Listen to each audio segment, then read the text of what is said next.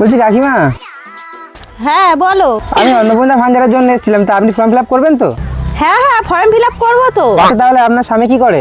আমার স্বামী চাকরি করে। আচ্ছা, আমি অন্নপূর্ণা ভান্ডার পাবো তো? হ্যাঁ পাবেন, চাকরি তো আপনার স্বামী করে, আপনি তো আর করেন না। আচ্ছা ঠিক আছে। আচ্ছা, আপনার শ্বশুর মশাই কি করে?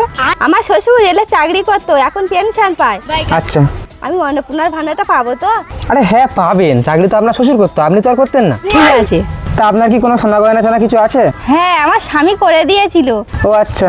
আমি অন্নপূর্ণার ভান্ডারটা পাবো তো? আরে পাবেন না কেন, আপনার স্বামীর টাকায় দিয়ে করেছেন তো, আপনার টাকা দিয়ে আর করেননি তো। আচ্ছা আচ্ছা আচ্ছা, আমি শুধু শুধু চিন্তা করছিলাম। তা আপনাদের কোনো গাড়ি টাড়ি কিছু আছে? আমার স্বামী দুটো 4 চাকা গাড়ি আছে আর দুটো বাইক আছে। ও আচ্ছা ঠিক আছে, তাহলে আসছি।